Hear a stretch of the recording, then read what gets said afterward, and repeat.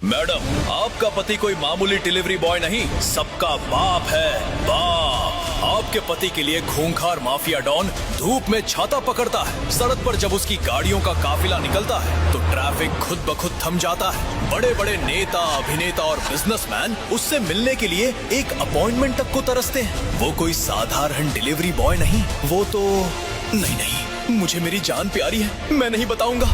लेकिन अगर आप लोगों को जानना है इस डिलीवरी बॉय का राज, तो सुनिए ये हैरत अंगेज कहानी अभी। मेरा फैमिली बैकग्राउंड जानने के बाद भी आप में इतनी हिम्मत कि मेरे हस्बैंड को अरेस्ट किया इंस्पेक्टर। आईजी लेवल से प्रेशर था मैडम, उन्हें अरेस्ट करना उनकी सेफ्टी के लिए ही था। बस बात मत बनाइए सर, हमें अभी अपना दामाद बाहर चाहिए। नहीं आया तो मेरे ससुर हरदेव पाल सिंह यहाँ आएंगे, फिर क्या होगा आपको पता ही है। यही कहकर अनन्या की मां शर्मिला ने इंस्पेक्टर को धमकाया। उस शहर के सबसे बड़े करोड़पति थे हरदेव पाल सिंह। हरदेव पाल सिंह की बहुत ही शर्मिला एक अप्रत्याशित घटना की वजह से साधारण डिलीवरी बॉय अभिनव की शादी हरदेव पाल सिंह ने अपनी इकलौती पोती अनन्या से करवा दी। अनन्या समेत किसी को भी अभिनव पसंद नहीं था, लेकिन हरदेव पाल सिंह की बात काटने की हिम्मत उस घर में किसी के पास नहीं थी। घर का काम करवाना, अपमान करना, तरह तरह की तकलीफें देना, शर्मिला ने अभिनव पर ये सब आजमाया। फिर भी अभिनव ने अनन्या का साथ नहीं छोड़ा। ऊपर से अनन्या उसे देखते ही गालियां देती रहती थी। इतने सब के बावजूद जब अभिनव को पुलिस ने अरेस्ट किया तो उसके लिए ये सब लोग लड़ने क्यों आए? यही है कहानी का ट्विस्ट, और अभिनव ने भी इसके लिए एक ट्विस्ट रखा था। वो क्या है, ये जानने के लिए पूरी कहानी सुनते हैं। ऊपर से ऑर्डर है मैडम, मैं क्या कर सकता हूँ? आपसे अपने पति को जो लगाव है वो मुझे समझ आता है। ये सुनते ही अनन्या और शर्मिला को हंसी आने लगी। शर्मिला सिर पकड़कर हंसने लगी। अनन्या भी हंसी रोक न सकी। लगाव इससे? इतनी देर से आप सोच रहे थे कि हम इसे लेने आए हैं इंस्पेक्टर। इस अभिनव ने मेरी बेटी की जिंदगी बर्बाद कर दी। मेरी ससुर ने उससे शादी करवाई, इसीलिए उनसे छुपाकर डिवोर्स अप्लाई किया है। कल आखिरी हियरिंग है, इसी वक्त आपने इसे जेल में बंद कर दिया। बेकार में एक डिवोर्स बिगाड़ने का पाप ना ले सर। शर्मिला की बात सुनकर इंस्पेक्टर और सभी पुलिस वाले चौंक गए। फिर भी आईजी का हुक्म न टाल पाने वाले इंस्पेक्टर ने कहा, आपकी जल्दी समझता हूँ, लेकिन उसे छोड़ नहीं सकता मैडम। और उसके ऊपर एक 307 भी लगी है, उसके लिए अलग FIR दर्ज करनी होगी। 307 सुनकर अनन्या को झटका लगा। अटेम्प्ट टू मर्डर केस लगाने लायक क्या काम कर दिया है सनकी ने? इंस्पेक्टर ने जो बताया वो सुनकर दोनों माँ बेटी को यकीन नहीं हो रहा था। इतने दिन घर का काम करने वाले सीधे साधे अभिनव ने अपना असली चेहरा दिखाना शुरू किया। ये उनके लिए बड़ा झटका था। अभिनव हमेशा की तरह खाना डिलीवर करने गया था। इस बार बहुत दूर एक बड़ी फैक्ट्री में उससे खाना लेने आया एक बड़ा गुंडा, 6 फुट का जंगली भैंसे जैसा। खाना लेकर पैसे दिए बिना जाने लगा। तब अभिनव ने कहा, भाई अभी पैसे नहीं दिए, 350 रुपए। अभिनव बोलता रहा और उस गुंडे ने उसके गाल पर जोर से थप्पड़ मारा। अभी मारा ना, वो 600 हो गया, चला भाग यहाँ से। अभिनव का मुंह लाल हो गया। उठकर देखता उससे पहले दूसरा थप्पड़ पड़ा। गुंडा हंसते हुए बिल्डिंग के अंदर घुस गया। गेट के पास लगे आई स्कैनर ने उस गुंडे को पहचाना और गेट खुला। इंडस्ट्रियल एरिया में बनी एक बड़ी फैक्ट्री का बड़ा गेट बंद करने से पहले अभिनव ने दयनीय स्वर में कहा, भाई मुझसे कुछ गलती हो तो एक थप्पड़ और मार लो, बस मेरे पैसे दे दो। अगर अपने बाप का बेटा है ना तो अंदर आकर पैसे ले जा। ये कहकर गुंडे ने दरवाजा बंद किया। उसी पल अभिनव के अंदर आग भड़क उठी। अभिनव का एक काला इतिहास था जो किसी को नहीं पता था, यहाँ तक कि उसकी पत्नी को भी नहीं। बचपन में उसकी आंखों के सामने उसके पिता को गोली मारी गई थी। उसके बाद एक पूरा साम्राज्य उसका इंतजार कर रहा था। फिर भी वो एक साधारण डिलीवरी बॉय और घर का दामाद बनकर जी रहा था। जिस बीते कल को किसी ने नहीं जाना था, उसे उस गुंडे ने अभिनव को उस एक पल में याद दिला दिया, और यहीं से पूरी कहानी बदलने वाली थी। बिना एक पल गंवाए वो उस गेट को जोर से पीटने लगा। उस आवाज को सुनकर उन सभी गुंडों के सरदार उम्रदराज दादा ने ध्यान दिया। कौन परदेसी है जो ऐसे गेट ठोक रहा है? ये सब ध्यान नहीं रखते क्या? वो डिलीवरी करने वाला एक छोकरा है सरदार, हमारे अलावा किसी के लिए वो गेट नहीं खुलेगा। थोड़ी देर ठोक कर भाग जाएगा। पैसे देकर सामान लो, कितनी बार बोलना पड़ता है, फिर लूटे हुए पैसे कैसे खर्च करते हो? दादा की बात सुनकर सभी गुंडे हंसने लगे, लेकिन किसी को उम्मीद नहीं थी कि अभिनव अगला कदम उठाएगा। गेट खोलने की कोशिश में तरह तरह के तरीके आजमाने के बाद उसने अचानक उस स्कैनर पर अपनी आंखें स्कैन की। अगले ही पल वहाँ के सायरन बज उठे और गेट अपने आप खुल गया। गेट खुलते ही अभिनव अंदर चला गया। ये देखकर वो भैंसे वाला गुंडा चिल्लाते हुए दौड़ा। अबे भाई रुक, बड़ा आया अंदर घुसने वाला। गुंडे को देखते ही तूफान की रफ्तार से दौड़ा अभिनव और उस गुंडे के बिल्कुल न सोचे हुए पल में ब्रूस ली की तरह उसकी गर्दन पर लात मारी। बस इतना काफी था। वो विशालकाय गुंडा हाथी की तरह धाराशायी हो गया। इतना बड़ा आदमी गिरते देख बाकी गुंडे घबराकर पीछे हट गए। ये बिल्कुल न सोचने वाला दादा कुर्सी से लड़खड़ा कर गिरे और उठ गए। अभिनव की इस तरह की मार वो पहले भी देख चुके थे। उस गुंडे को मारने के बाद अभिनव ने उसकी जेब से जितने पैसे चाहिए थे निकाले और बाकी पैसे उसके मुंह पर फेंक कर बाहर चल दिया। लेकिन दादा के मुंह से डर के मारे आवाज नहीं निकल रही थी। आसपास के गुंडों ने उन्हें सहारा दिया। अरे वो कौन है? उसने जो मार मारी वैसी मार इससे पहले सिर्फ एक आदमी ने मारी थी। अगर उसकी नजर से वो गेट खुला तो वो जरूर उसी का बेटा है। अंडरग्राउंड सिंडिकेट को न्यूज भेजो, टाइगर जिंदा है। ये चिल्लाते हुए दादा गिर पड़े। अगले ही पल मुंबई, विशाखा, दिल्ली, कोलकाता, आंध्रा, हर तरफ फोन की घंटियां बज उठी। अभिनव की एक लात का सीसीटीवी फुटेज बड़े बड़े डॉन के हाथों तक पहुंच गया। पूरे भारत के गुंडों के जहन में एक ही नाम उभरा। उनके होठों पर एक ही शब्द था, टाइगर। What nonsense. ये फर्जी कहानी पर यकीन करने के लिए कह रहे हैं इंस्पेक्टर? ये तो कोई मामूली सा इंसान है। मानना न मानना आपकी मर्जी, लेकिन आईजी मान रहे हैं, इसलिए कानून अपना काम करेगा। ये सुनकर नाराज शर्मिला बोली, ठीक है इंस्पेक्टर, आपके पास पुलिस अधिकारी का ऑर्डर है तो हमारे पास भी देश का सबसे बड़ा वकील है। भारत के टॉप वकील मिस्टर अनुपम को हमने अपने डिवोर्स केस के लिए अपॉइंट किया है। वो आकर जमानत मांगेंगे तो आपको देनी ही पड़ेगी। अनुपम का नाम सुनते ही इंस्पेक्टर घबराकर उठ खड़े हुए। वो उनसे बात करते उससे पहले ही पुलिस स्टेशन के बाहर एक रोल्स रॉयस कार आकर खड़ी हो गई। उसके पीछे 3 और गाड़ियां आई। गाड़ी से फोन पर बात करते हुए उतरे एडवोकेट अनुपम। दिल्ली से अभी खबर मिली, पूरा अंडरवर्ल्ड हाई अलर्ट पर है। मैंने सुना, मीटिंग अरेंज करो, एक छोटा सा जमानत केस है, मैं निपटा कर आता हूँ। अनुपम जैसे ही पुलिस स्टेशन के गेट के अंदर दाखिल हुए, साधारण कांस्टेबल से लेकर चेन स्नेचर चोर तक सभी ने नमस्कार करके रास्ता दिया। अनुपम के अंदर आते ही बिना मांगे उनके लिए कुर्सी ला दी गई। इंस्पेक्टर कांपते पैरों से खड़े हो गए। उनके पास आई शर्मिला बोली, सर, इस बात की पिताजी को खबर नहीं है। आप भी कान पर कान रखकर जमानत दिला दीजिए तो कल का डिवोर्स अच्छे से हो जाएगा। मेरी बेटी को नई जिंदगी मिल जाएगी। इसलिए तो मैं आया हूँ, मैं देखता हूँ, आप यहाँ वेट कीजिए। अनुपम बिना किसी से परमिशन लिए जहाँ आरोपी रखे जाते थे उस सेल की तरफ चल दिए। उन्हें रोकने वाले इंस्पेक्टर ने कहा, सर प्लीज सर, ऊपर से ऑर्डर है सर। मेरे सुपीरियर्स ने कहा है कि किसी को भी नहीं छोड़ना। अगले हफ्ते से मैं हाई कोर्ट जज हूँ, आपके सभी केस मेरे पास आएंगे। जाइए और अपने सुपीरियर्स को भी ये बता दीजिए। Now move away. Anupam cell में बंद अभिनव के पास पहुँचे। अभिनव सिर झुकाए उठकर आया। पहले से म्यूचुअल डिवोर्स न देकर अपनी जान जोखिम में डाले हो, अब बड़े आए झगड़ा करने वाले। क्या सोच रखा है मन में? डिवोर्स बिल्कुल नहीं दे सकता सर। अनन्या अच्छी लड़की है, उसे उसकी माँ बरगला रही है। एक ना एक दिन अनन्या मेरा प्यार समझेगी। बकवास। उनके पास 200 करोड़ से ज्यादा की संपत्ति है और तू 5-10 रुपए के लिए भटकने वाला डिलीवरी बॉय। तुझे अपनी औकात खुद नहीं पता। डिवोर्स मान ले। नहीं मानूंगा। गुस्से में आए अनुपम ने झटके से अभिनव की कमीज पकड़ी। अभिनव ने अपनी ताकत से उनका हाथ पकड़कर मरोड़ा। वो झेल नहीं पाए। तभी उनकी नजर अभिनव के हाथ पर पड़ी। टाइगर की अंगूठी। 20 साल से जिसे देखने के लिए वो तरस रहे थे, उसे अपनी दोनों आंखों से देखकर वो कांप उठे। उनकी रीढ़ में जैसे बिजली कौंध गई। उस अंगूठी को छूकर वो घबराने लगे। ये अंगूठी, ये मैंने पहले कहीं देखी है। तुम्हारे पास ये कैसे आई? उनकी घबराहट देखकर अभिनव ने हाथ छुड़ाया और शांति से जवाब दिया। वो जवाब उसकी पूरी जिंदगी पलटने वाला था। ये उसे उस पल तक पता नहीं था। ये अंगूठी मेरे पापा ने मुझे दी थी। मतलब संजय तुम्हारे पिता थे? हाँ, लेकिन बचपन में उन्हें मार दिया गया।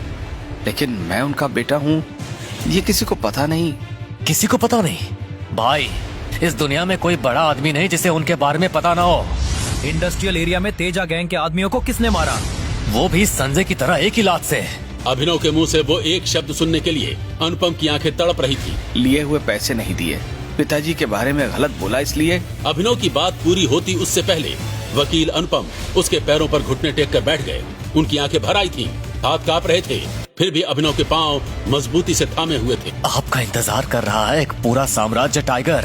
हरदेव पाल सिंह साहब ने अनन्या की शादी आपसे करवाई है, तो इसके पीछे कोई बड़ा राज जरूर है। एक अनजाना रिश्ता है हरदेव पाल सिंह के परिवार और आपके पिता के बीच। आपके पिता की मौत के पीछे भी कोई राज छुपा है, लेकिन अभी असली समस्या ये नहीं है। दीमक के झुंड की तरह पूरे भारत के गैंगस्टर आपको ढूंढते हुए निकल पड़े हैं। आपका यहाँ रहना सुरक्षित नहीं। जो मुझसे हो सकेगा मैं करूँगा, तब तक यहाँ वेट करिए। अनुपम ये कहकर उठकर जाने लगे। अभिनव ने जो कभी न हो ऐसा सोचा था, वही उसकी आंखों के सामने होते देख रहा था। तेजी से लौटते अनुपम को रोककर शर्मिला ने पूछा, क्या बोला सर? उस बेकार अभिनव ने? शर्मिला की बात सुनते ही अनुपम गुस्से में पलटे। वो बेकार आपकी पूरी संपत्ति 10 गुना करके भी देना तो उनकी काबिलियत के बराबर नहीं होगी। उनसे शादी हुई, इसमें आपकी बेटी लकी है। अनुपम के इन शब्दों ने पूरे पुलिस स्टेशन को हिला दिया। कुछ भी न समझ पाने वाली अनन्या गुस्से में उनके सामने आई। आपको भी उस फ्रॉड ने बेवकूफ बना दिया, तो अब मुझे डिवोर्स नहीं दिलवाएंगे, यही बात है? अब तुम्हें डिवोर्स चाहिए तो वो खुद दे तभी होगा, कोई और चाहे तो भी नहीं मिलेगा। अनुपम के ये शब्द सुनकर शर्मिला और अनन्या के होश उड़ गए। अनुपम बिना कुछ बोले जाने लगे। तब शर्मिला ने गुस्से में कहा, ये नहीं तो 1000 वकील हैं। मैं अपनी बेटी को डिवोर्स तो दिलवा के ही रहूंगी। जब तक मैं हूँ ऐसा नहीं होगा मिसेस शर्मिला। अभिनव साहब के पक्ष में मैं खुद आकर बहस करूँगा। एक हफ्ता भी अगर टला तो वहाँ जज के रूप में मैं बैठूंगा। अब जो करना हो कर लीजिए। अनुपम की ये बात सुनकर वहाँ खड़ा हर इंसान चौंक गया। क्या सच में अभिनव इतना बड़ा आदमी है? और क्या है इस अभिनव की असलियत, ये जानने के लिए फ्री में सुनिए अभिनव की पूरी कहानी शुरू से। अभिनव बेटा, ये तुम्हारी नई माँ है। ये मेरी माँ नहीं है। पिता के साथ अनजान औरत को देख अभिनव का गुस्सा फूट पड़ा। तुम मेरी माँ नहीं हो, यहाँ से चली जाओ। ये क्या बदतमीजी है? अब से यही तुम्हारी माँ है। अपने कमरे में जाओ। बच्चा है, समझ जाएगा। अगले कुछ महीनों तक शालिनी संजय के सामने तो अभिनव से प्यार जताती, पर उसके जाते ही उस पर जुल्म करती। और एक दिन, बेटा ये चोट कैसे लगी? नई माँ मुझे मारती है पापा। सब झूठ है, पर सौतेली माँ हूँ ना, तुम भी यकीन कर लोगे। अभिनव, आइंदा से झूठ मत बोलना। जाओ यहाँ से। सॉरी शालिनी, मैं समझाऊंगा उसे, पर अभी मुझे कहीं जाना है। आज रात नहीं आऊंगा। कोई बात नहीं, तुम आराम से जाओ। लेकिन उसी रात संजय अचानक घर लौटा और जो देखा उसने खून जमा दिया। शालिनी, ये क्या है? और राणा, तूने भी मुझे धोखा दिया। ओह, ये सालों से मेरी ही गर्लफ्रेंड है और मेरे कहने पर ही तेरी बीवी बनी। निकल जाओ यहाँ से। निकलोगे तुम, क्योंकि अब सब कुछ हमारा है। मैं माफिया किंग टाइगर हूँ। सही कहा, पर तू कुछ करने के लिए जिंदा रहेगा तब ना। इससे पहले कि संजय कुछ करता, राणा ने उस पर गोली चला दी। गद्दार, तू बचेगा नहीं। अभिनव ये सब कुछ अपने कमरे की खिड़की से देख चुका था। पापा, उसने सब देख लिया, पकड़ो उसे। रुक छोटे टाइगर, कहाँ भाग रहा है? लेकिन अंधेरे में टाइगर का बेटा गायब हो चुका था। भाग गया वो टाइगर का बेटा। वो कर भी क्या लेगा? अगर वापस आया तो मार देंगे उसे। अब इस बात को 18 साल बीत गए। अभिनव अनाथ आश्रम से निकलकर एक डिलीवरी बॉय का काम करने लगा। अब उसकी जिंदगी का एक ही मकसद था, अपने प्यार वैभवी को खुश रखना। लेकिन जब उसने भी उसे धोखा दे दिया तो अभिनव पूरी तरह टूट गया और नशे में अपनी जान देने बिजली की तार पर चढ़ गया। गुड बाय वैभवी, मैं ये दुनिया छोड़कर जा रहा हूँ। मर जाएगा वो।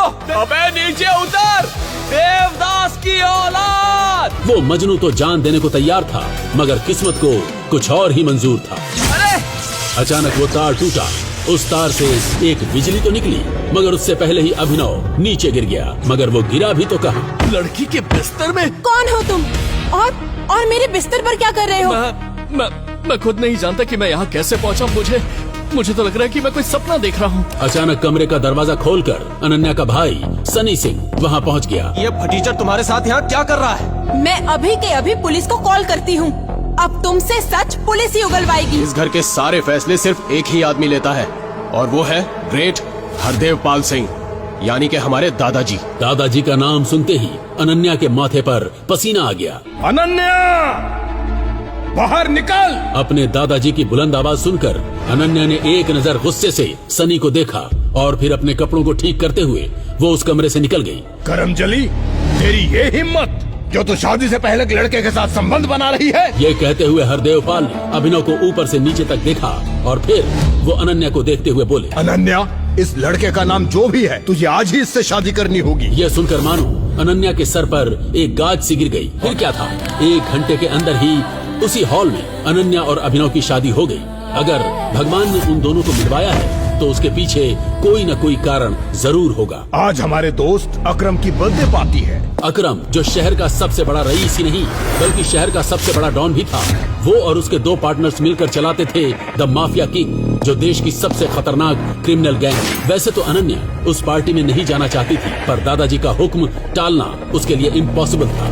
मजबूरी में अभिनव को भी अनन्या के साथ जाना ही पड़ा, मगर वहाँ उसका सामना उससे हुआ, जिसे देखकर वो पूरी तरह से चौंक गया। वैभवी तुम? इतने में वहाँ सनी पहुँच गया। डोंट टेल मी जीजाजी कि आप एक डिलीवरी बॉय हैं। आपकी शक्ल से ही लगता था। मेरी प्यारी बहन अनन्या ने इस फटीचर डिलीवरी बॉय से शादी कर ली है। जी हाँ, सही सुना आपने। सनी ये सब बताया जा रहा था और सब ठहाके लगाकर हंसे जा रहे थे, मगर अनन्या की आंखों में थे आंसू। रोते रोते बेचारी अनन्या दौड़ते हुए वहाँ से भाग गई। अनन्या के पीछे अभिनव भी वहाँ से जा रहा था, मगर सनी ने उसका हाथ पकड़कर उसे रोक लिया। अरे आप कहाँ जा रहे हैं जीजाजी? आप इस खास चेयर पर बैठिए। अभिनव जो सनी की चाल से अनजान था, वो उस चेयर की तरफ बढ़ने लगा और सनी मन ही मन कहने लगा, अब पता चलेगी इस डिलीवरी बॉय को इसकी औकात। और फिर जैसे ही अभिनव उस चेयर पे बैठा, अचानक उस चेयर में लाल लाइट्स जलने लगी। उन अलार्म्स के बजते ही बहुत से बॉडीगार्ड्स हाथ में बंदूक लेकर वहाँ आ गए और अभिनव को घेर कर खड़े हो गए। मगर तभी वहाँ एक कड़क आवाज आई, तो तू है वो हरामजादा। अब तुझे अकरम के कहर से कोई नहीं बचा सकता। प्लीज मुझे माफ कर दीजिए। जहाँ अभिनव अकरम के आगे गिड़गिड़ा रहा था, वहीं अब अकरम की आंखें अभिनव की अंगूठी पर टिकी हुई थी, जिस अंगूठी में टी लिखा हुआ था। टाइगर, मुझे माफ कर दो, मैंने तुम्हें पहचानने में देर कर दी बेटा। यह कहते हुए अकरम अभिनव के पैरों पर गिर गया। ये सब क्या है अकरम अंकल? आप इस फटीचर के आगे घुटने क्यों टेक रहे हैं? ये तो साला। खबरदार, जो इसके बारे में एक शब्द भी कहा तो ये कुर्सी भी इसकी है, इस पे अधिकार भी इसका है और ये पूरा कारोबार भी इसी का है। ये है माफिया किंग का असली मालिक, क्योंकि ये है हमारा टाइगर। आखिर क्यों अभिनव के आगे अकरम जैसे खतरनाक डॉन ने घुटने टेक दिए? क्यों अकरम अभिनव को कह रहा था टाइगर? क्या याद आया था अकरम को अभिनव की उस अंगूठी को देखकर? और अब क्या नया मोड़ लेने वाली है अभिनव उस टाइगर की कहानी? इन सभी सवालों के जवाब जानने के लिए बिना एक पल गंवाए अभी के अभी नीचे दिए लिंक पर डबल क्लिक करके इंस्टॉल कीजिए पॉकेट FM और फ्री में सुनिए एक आम डिलीवरी बॉय की एक खतरनाक माफिया डॉन बनने की कहानी, द रिटर्न ऑफ टाइगर। एक तरफ 60 करोड़ की बोली और दूसरी तरफ माफिया किंग अकरम उसके कदमों में।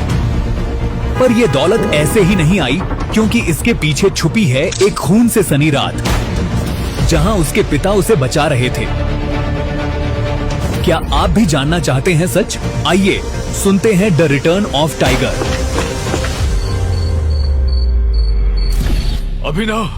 अभिनव बेटा, भाग जा यहाँ से, नहीं तो ये लोग तुझे भी मार डालेंगे। नहीं पापा, मैं आपको छोड़कर कहीं नहीं जाऊंगा। जिद मत कर टाइगर, मैं अपनी जिंदगी जी चुका हूँ, लेकिन तुझे अभी बहुत कुछ देखना है, बहुत कुछ संभालना है। अब जा जा। घबराया हुआ अभिनव अपने पिता को छुपकर देख रहा था। संजय जैसे ही अपनी गाड़ी के पास पहुंचे तो एक आदमी ने संजय पर बंदूक तान दी। संजय पर 3 गोलियां दाग दी गई थी। टूटती सांसों के बीच संजय ने अभिनव को देखा और कहा, इस कमीने का चेहरा याद रखना टाइगर। और संजय जमीन पर ढेर हो गया। पापा! अभिनव चिल्लाया और अचानक उसकी नींद खुल गई। पिछले 18 सालों से ये सपना इसी तरह से अभिनव को परेशान कर रहा था। अभिनव गुड़गांव में रहता था और डिलीवरी बॉय का काम करता था। उसकी जिंदगी में बस एक ही खुशी थी, उसकी गर्लफ्रेंड वैभवी। जब भी वो वैभवी को देखता तो अपने सारे दुख भूल जाता था। कुछ देर के बाद जब वो वैभवी के कमरे के बाहर पहुंचा तो उसने पाया वहां काफी रंगीन लाइट्स जल रही थी। अभिनव हड़बड़ाते हुए ऊपर पहुंचा और घंटी बजा दी। वैभवी ने कमरे का दरवाजा खोला।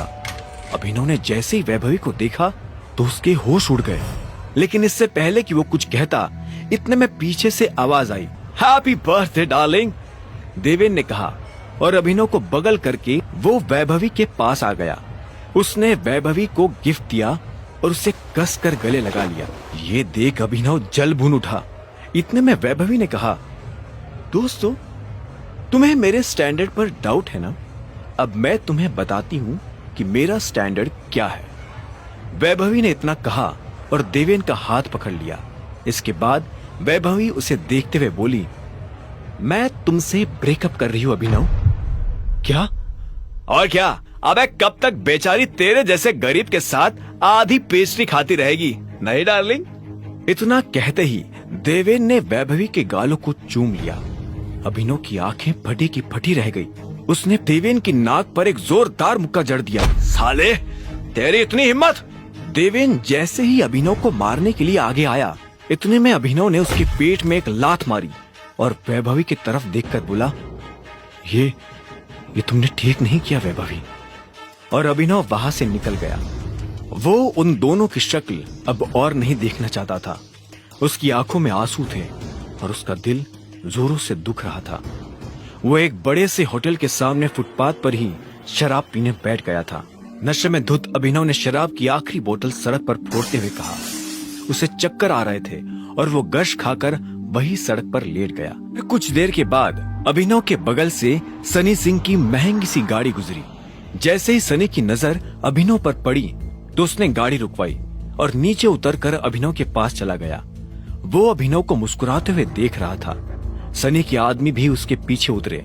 उनमें से एक ने हिचकिचाते हुए कहा, बॉस, ये हमारे पास टाइम नहीं है। सुबह होने से पहले अगर हमने इसे अनन्या के कमरे में नहीं डाला तो हमें दोबारा इस काम को करने का मौका नहीं मिलेगा। सनी ने कहा और अभिनव को गाड़ी में डालने का इशारा कर दिया। उन्होंने अभिनव को गाड़ी में डाला और वहां से रवाना हो गए। सुबह जब अभिनव की करवट बदली तो उसका हाथ एक नर्म हाथ से टकरा गया। इधर अनन्या की भी नींद खुल गई। अपने आप को इस हाल में पाया तो गुस्से में अभिनव के गाल पर एक जोरदार थप्पड़ मार बोली, ये तुमने मेरे साथ क्या किया? कौन हो तुम और मेरे कमरे में कैसे आए? इतने में अनन्या के कमरे का दरवाजा खुला और सनी अपने आदमियों के साथ अंदर आ गया।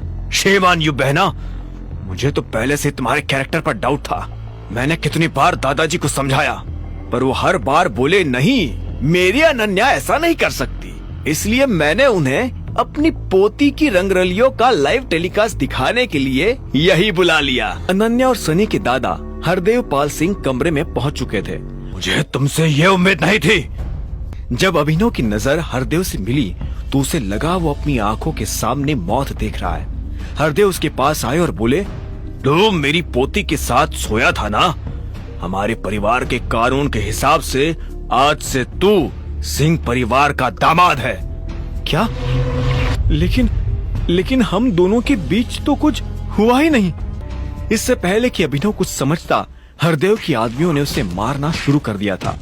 कुछ देर के बाद हरदेव ने अपने आदमियों को रुकने का इशारा किया और अनन्या की तरफ देखते हुए कहा, अनन्या, इसे हॉस्पिटल भेजना ताकि शाम को ये अकरम की पार्टी में आने के लिए तैयार हो जाए। याद रखना, मुझे शाम को अकरम की पार्टी में तुम्हारे साथ ये जरूर नजर आना चाहिए। अकरम का घर किले जैसा था जिसके चारों तरफ बाउंसर्स बंदूकें लिए खड़े थे। जैसे ही अनन्या और अभिनव अंदर आए तो इतने में उसकी नजर देवेन से टकरा गई। हाँ बे, तू यहाँ क्या कर रहा है बे साले? देवेन के मुंह से अभिनव को ये सुन गुस्सा आ गया। जुबान संभाल कर बात कर देवेन, नहीं तो क्या कर लेगा? इतने में उन दोनों का झगड़ा देख पार्टी का ऑर्गेनाइजर अकरम वहां पहुंच चुका था। उसने कहा, क्या हो रहा है यहाँ? अकरम सर, देखिए ना इस आदमी को, ये एक क्रिमिनल है और जबरदस्ती आपकी पार्टी में घुस आया है। देवेन के कहने पर अकरम ने अभिनव को ऊपर से नीचे तक देखा और बोला, तुम यहाँ इनवाइटेड नहीं हो। इससे पहले कि मैं पुलिस को बुलाऊं, चले जाओ यहाँ से। अभिनव ने देवेन को गुस्से में देखा, अपना हाथ नीचे किया और वहां से निकलने लगा। एक मिनट रुको। अभिनव रुका और पलटकर अकरम को देखने लगा। अकरम अभिनव के पास आकर उसकी अंगूठी को देखने लगा और बोला, क्या मैं तुमसे 2 मिनट बात कर सकता हूँ अकेले में? मुझसे? हाँ, आओ मेरे साथ, अकरम ने कहा और अभिनव का हाथ पकड़कर उसे अपने साथ अंदर ले जाने लगा।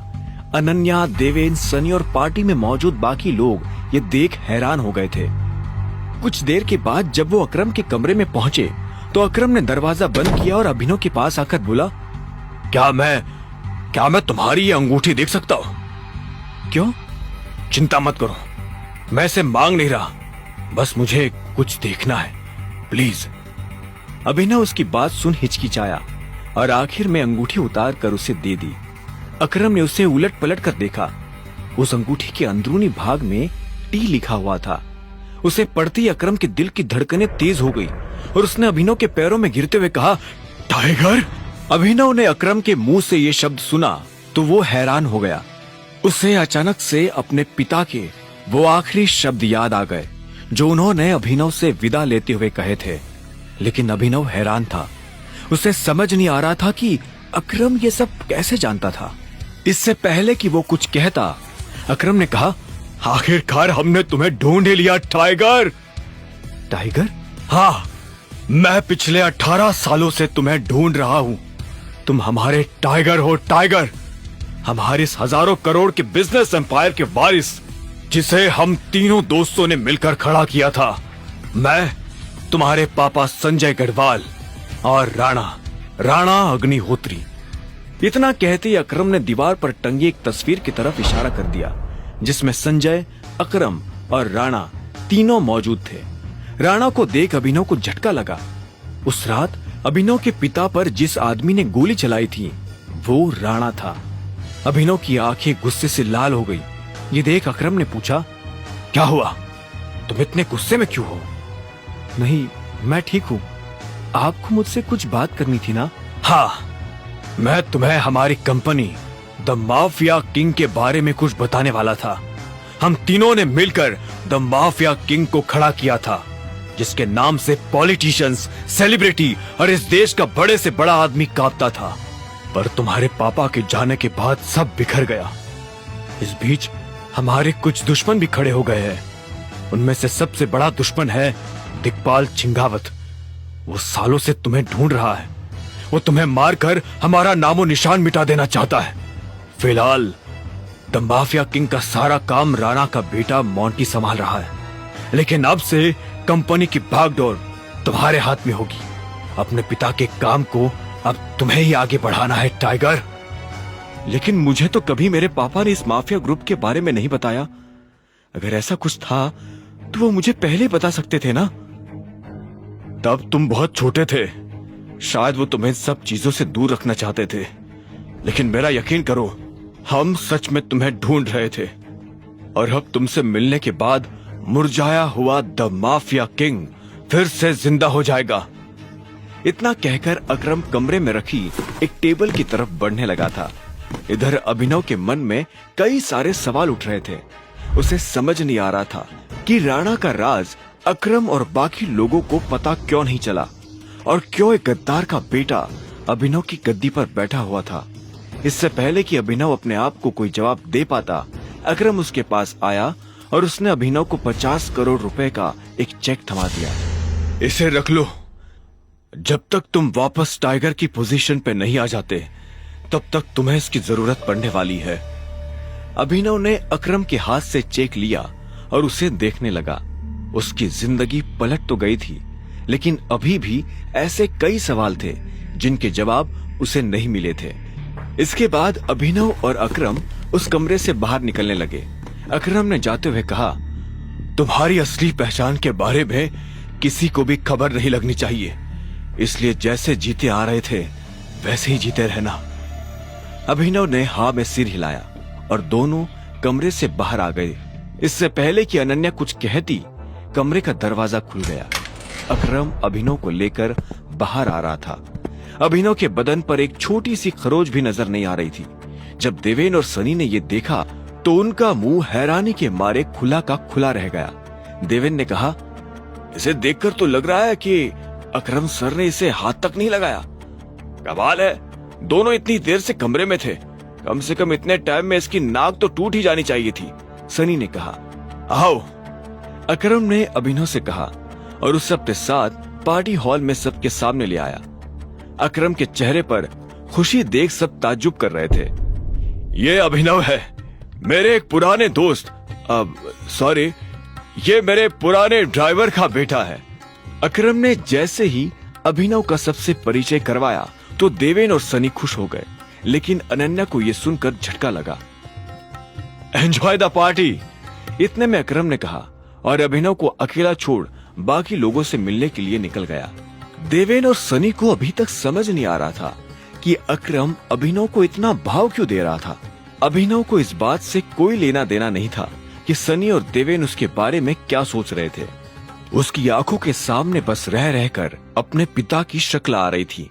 उसे वो रात याद आ रही थी जिस रात को राणा ने संजय को गोली मारी थी।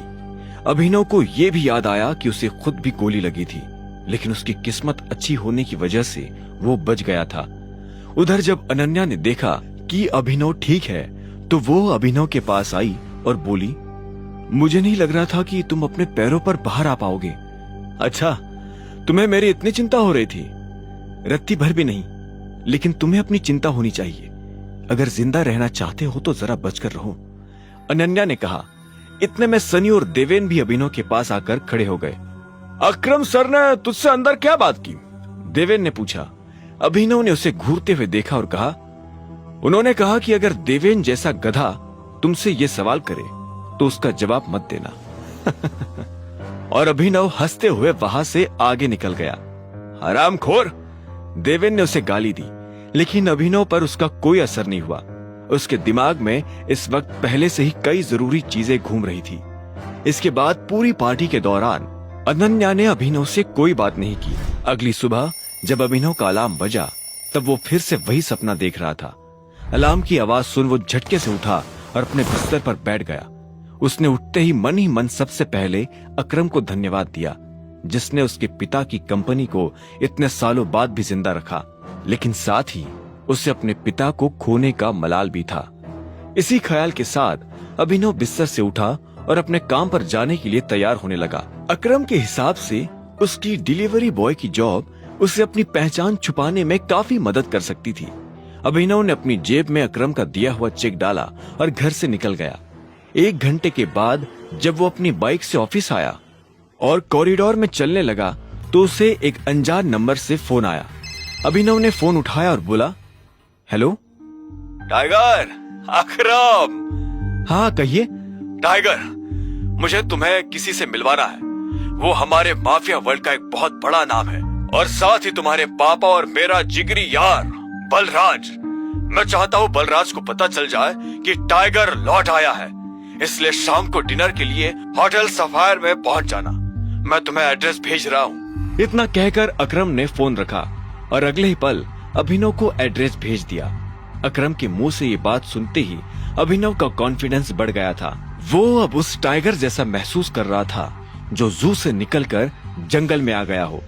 अभिनव अपने पुराने ऑफिस से निकलने के बाद सीधा होटल सफायर पहुंच गया। जैसे उसने होटल को बाहर से देखा तो वो देखता ही रह गया। तभी वहां एक काले रंग की चमचमाती हुई महंगी सी गाड़ी आकर खड़ी हो गई। सभी पलटकर गाड़ी को देख रहे थे। अकरम गाड़ी से बाहर निकला और उसके साथ एक और आदमी था। ग्रे कलर का सूट पहना, वो दिखने में लंबा चौड़ा और मजबूत था। वो और कोई नहीं बल्कि बलराज था। वो एक बहुत ही फेमस कपड़ों की कंपनी का मालिक था और साथ ही द माफिया किंग का एक मजबूत पिलर। उसे देख अभिनव की आंखें खुली की खुली रह गई। उसने बलराज के बारे में सुना था, उसे तस्वीरों में देखा था, लेकिन उसे तस्वीरों में देखने में और सामने से देखने में जमीन आसमान का अंतर नजर आ रहा था। उसके मन में यह सवाल उठ रहा था कि आखिर बलराज उससे क्यों मिलना चाहता था। इतने में अकरम ने कमरे का दरवाजा खोला और खोलते हुए अभिनव की तरफ पलटते हुए कहा, यहाँ तुम्हें तुम्हारी पहचान छुपाने की जरूरत नहीं है। यह रूम सबसे प्राइवेट और सबसे सेफ है। अभिनव ने हाँ में सिर हिलाया और अकरम के साथ अंदर चला गया। तो टाइगर यही है? हाँ, यही है हमारा टाइगर। मैं चाहता था कि ये हमारी टीम के बड़े और भारी मेंबर्स से मिले। एक बार सबसे मिलने के बाद हमें जिस तरफ बढ़ना है उस तरफ टाइगर ही हमें लीड करेगा। जिस गद्दी की तुम बात कर रहे हो उसे लिया नहीं जाता, कमाया जाता है। जानता हूँ, छीनना तो मेरे खून में भी नहीं है। और इतने साल में कहाँ गायब था, क्या कर रहा था, शायद उस बारे में बात करने जितना हमारे पास टाइम नहीं है। रही बात कि मैं टाइगर हूँ या नहीं, तो अपना तरीका बताओ, मैं अभी साबित कर देता हूँ। शाबाश! अकरम ने मुस्कुराते हुए अभिनव को देखा। उसकी आंखों में अभिनव के लिए गर्व की भावना झलक रही थी। उसने जितना सोचा था अभिनव उससे भी खूंखार था, लेकिन बलराज के माथे पर शिकन बरकरार थी।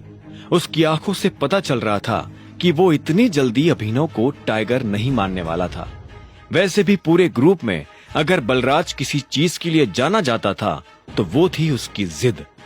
वो इस बात को नहीं पचा सकता था कि कल को एक बच्चा उसके सिर पर बैठकर राज करे। ऐसे में उसने अभिनव से कहा, सिर्फ अकरम की शाबाशी से काम नहीं चलेगा प्यारे।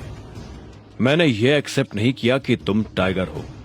तुमने कहा कि तुम साबित कर सकते हो, तो मैं तुम्हें चैलेंज देता हूं। ये सुनते ही अकरम के कान खड़े हो गए। वो जानता था बलराज क्या करने वाला है। उसने बीच में आते हुए कहा, क्या कर रहे हो बलराज? लेकिन बलराज ने अकरम को हाथ के इशारे से चुप रहने के लिए कहा और फिर अभिनव की तरफ देखते हुए बोला, चलो लड़ाई करते हैं। अगर तुम हारे तो भूल जाना कि तुम टाइगर हो। हमसे कुछ पैसे लेना और गुड़गांव से जितना दूर हो सके उतना दूर सेटल हो जाना। अरे नहीं बलराज, ये सही नहीं है, अकरम ने घबराहट में कहा। बलराज जवाब के इंतजार में अभिनव को देख रहा था। अकरम ने अभिनव को देख ना में सिर हिला दिया। अभिनव ने अकरम से नजर हटाई, बलराज को देखा, अपना ग्लास उठाया, एक सांस में सारी शराब गटकी और जोर से ग्लास टेबल पर पटक कर बोला, कब करनी है लड़ाई? अभिनव ने कहा और बलराज की आंखों में देखने लगा। जब अकरम ने अभिनव की आंखों में संजय जैसे तेवर देखे तो उसने गहरी सांस ली और सब ऊपर वाले के भरोसे छोड़ दिया। लगभग 1 घंटे के बाद बलराज अभिनव और अकरम के साथ अपनी प्राइवेट अरीना में आ गया था। ये वही अरीना थी जहां पर बलराज अक्सर लड़ाई किया करता था। उस बड़ी सी अरीना में उन तीनों के अलावा और कोई नहीं था। बलराज ने घमंड भरी मुस्कान के साथ अकरम को देखा और बोला, तो अकरम मियां, किस पर दाव लगाओगे, मैं या ये? बेवकूफी भरा सवाल है बलराज। टाइगर के होते हुए किसी और पर दाव लगाया जा सकता है क्या? अकरम ने जवाब दिया। दोनों के बीच लड़ाई शुरू हुई और बलराज चिंघाड़ते हुए अभिनव की तरफ दौड़ा। उसने जैसे ही अभिनव पर पहला मुक्का मारा तो अभिनव एक बार को सन्न रह गया। बलराज किसी हाथी जैसा लग रहा था। उसका मुक्का अभिनव की नाक तोड़ता उससे पहले अभिनव को होश आया और अभिनव ने झुककर उसके पैर पर लात मार दी। बलराज अपने आप को संभाल नहीं पाया और फिर से नीचे गिर गया। ये कहां से सीखा? कहीं से नहीं, ये टाइगर को विरासत में मिला है, उसकी गद्दी के साथ, अभिनव ने कहा। इतने में अकरम ने उसके पास आकर अभिनव को गले से लगा लिया और बलराज को चिढ़ाते हुए बोला, टाइगर टाइगर टाइगर टाइगर। ठीक इसी वक्त अभिनव का फोन बज उठा। उसने देखा अनन्या का फोन था।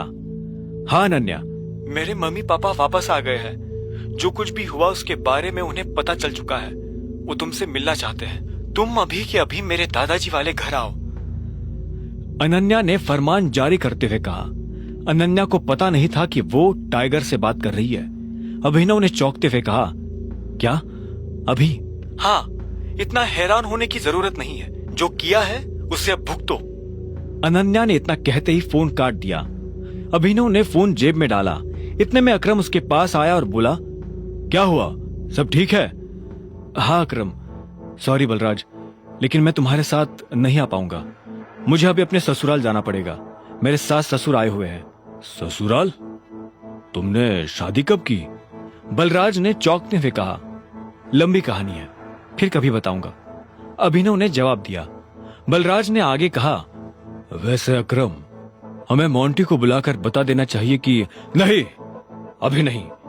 जब तक चीजें साफ नहीं हो जाती तब तक किसी को भी भनक नहीं लगनी चाहिए कि टाइगर लौट आया है। मोंटी जो कर रहा है उसे करने दो, अकरम ने कहा।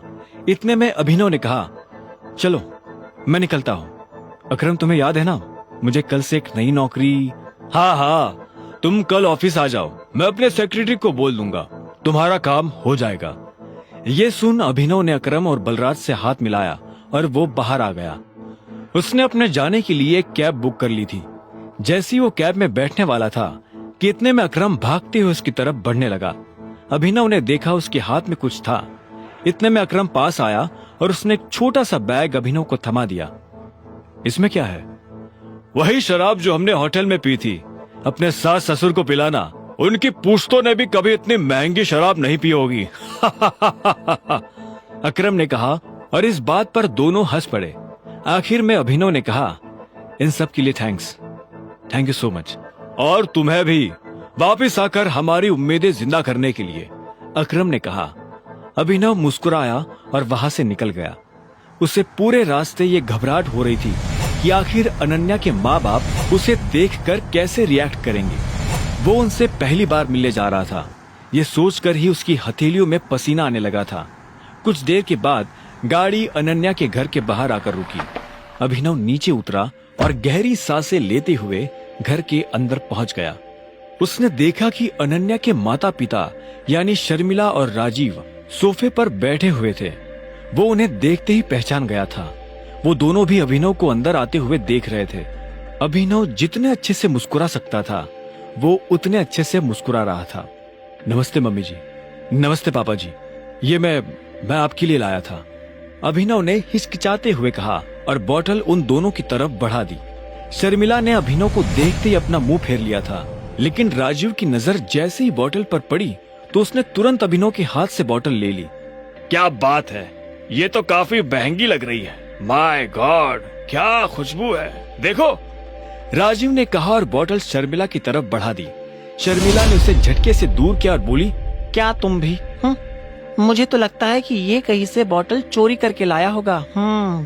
तुम्हें लगता है कि इसके जैसा आदमी इतनी महंगी शराब अफोर्ड कर पाएगा? अभिनव के पास उसकी इस बात का कोई जवाब नहीं था। इतने में शर्मिला अपनी जगह से खड़ी हुई और बोली, और तुम ये क्या लेकर आए हो? हमारी बेटी के साथ जबरदस्ती करने के बाद हमें रिश्वत देना चाहते हो, और वो भी चोरी की शराब? हाँ? ये सुन अभिनव को बुरा लगा। उसने कहा, सॉरी, लेकिन मैंने ना तो किसी के साथ कोई जबरदस्ती की है और ना ही चोरी। अच्छा, तो मेरी बेटी के साथ तुम्हारा भूत सोया था। तुमने ये सब इसलिए किया ताकि तुम मेरी बेटी की जायदाद हड़प सको, वरना कहा तुम और कहा मेरी बेटी। अभिनव को ऐसा लगा जैसे उसके सीने में किसी ने छुरा घोंप दिया हो। कोई भी उसकी बात सुनने को राजी नहीं था। हाँ, ये बात ठीक है कि वो अनन्या के साथ एक बिस्तर पर सोया था, लेकिन उसने ये सब जानबूझकर नहीं किया था। उसे खुद नहीं पता था कि वो अनन्या के कमरे में कैसे पहुंचा। अगर उसे पहले से ये सब पता होता तो वो कभी ऐसा नहीं करता। पर आखिर में अभिनव ने कोई सफाई नहीं दी। उसे पता था कि कोई फायदा नहीं होगा। शर्मिला ने गुस्से में उबलते हुए कहा, गूंगे हो, मुंह में जुबान नहीं है साले। और वो अभिनव की कॉलर पकड़ने के लिए जाने ही वाली थी कि इतने में राजीव बीच में आ गया और बोला, शर्मिला रुक जाओ प्लीज। अभिनव बैठो। राजीव ने अभिनव से कहा। शर्मिला अभी भी गुस्से में उसे देख रही थी। अभिनव बैठा और राजीव ने आगे कहा, जो कुछ भी हुआ है उसके बारे में हमें सब कुछ पता है। अनन्या को भी नहीं पता ये सब कैसे हुआ, और मुझे भी लगता है कि ये कोई बहुत बड़ी गड़बड़ हुई है। पर जो भी हो, अब तुम्हारा और अनन्या का जो रिश्ता है उसे बदला नहीं जा सकता। अभिनव ने हाँ में सिर हिला दिया। वैसे भी जो कुछ हुआ उसका उसे मलाल नहीं था। अगर वो अनन्या से नहीं मिलता तो वो अकरम से कभी नहीं मिल पाता। साथ ही वो बाहर की दुनिया में अनन्या का नाम भी खराब नहीं होने देना चाहता था। ऐसे में वो भी नहीं चाहता था कि ये शादी टूटे। राजीव ने आगे पूछा, तो तुम काम क्या करते हो? मैं डिलीवरी बॉय का काम करता था, लेकिन मुझे आज नौकरी से निकाल दिया गया है, अभिनव ने कहा। उसके ये शब्द किसी बम की तरह उन दोनों पर गिरे। इससे पहले कि शर्मिला कुछ कहती, राजीव ने कहा, कोई बात नहीं, लेकिन तुम्हें जल्द से जल्द कोई नई नौकरी ढूंढनी होगी, वरना तुम मेरी बेटी से लीगली शादी नहीं कर पाओगे। अभिनव ने हाँ में सिर हिला दिया। अब तुम जा सकते हो, राजीव ने शांति से कहा। अभिनव उठा और बाहर निकलने लगा। इतने में शर्मिला के गुस्से में और एक उबाल आया और वो अभिनव के पीठ पीछे बोली, देखो कैसा ढीठ है, ओवर कॉन्फिडेंस देख रहे हो इसका? जेब में 10 रुपया नहीं है पर चल ऐसे रहा है जैसे किसी जंगल का टाइगर हो। राजीव, तुम्हें लगता है कि कोई इस जैसे लीचड़ को काम पर रखेगा? ये सुनते ही अभिनव पलटा और बोला, रखेगा नहीं, रखेंगे। मेरे लिए काम की कमी नहीं है। सुना तुमने? शर्मिला ने राजीव की ओर देखकर पूछा। राजीव भी अभिनव की बात सुनकर हैरान हो गया। इतने में अभिनव शर्मिला के पास आया और बोला, अगर मुझे एक अच्छी नौकरी मिल जाती है तो क्या आप मुझे ये साबित करने का मौका देंगे कि मैं अनन्या से शादी करने लायक हूँ? ये सुन राजीव बोला, क्या कॉन्फिडेंस है? भाड़ में जाए ऐसा कॉन्फिडेंस। और तुम, नौकरी का मतलब ये नहीं कि कल को तुम पार्किंग लॉट में बैठकर लोगों की गाड़ियों की रसीद काटो। मेरा मतलब है एक नौकरी जैसी नौकरी। अगर कल तक तुम्हें वो नौकरी मिल जाती है तो तुमने जो कहा है मैं उसके बारे में सोच सकती हूँ। शर्मिला से ये सुनते ही अभिनव के चेहरे पर एक बड़ी सी मुस्कान आ गई। शर्मिला को नहीं पता था कि अभिनव कौन है और उसके पीछे किसका हाथ है। उसने मुस्कुराते हुए हाँ में सिर हिलाया और घर के अंदर जाने लगा। रात बहुत हो चुकी थी और उसे पता था कि इस वक्त वो अपने घर नहीं जा सकता। उसने सोचा था कि वो अनन्या के कमरे में जाकर सो जाएगा। वैसे भी अब दोनों पति पत्नी थे। ऐसे में अभिनव जैसे तैसे उस बड़े से घर में अनन्या के कमरे के बाहर पहुंच चुका था।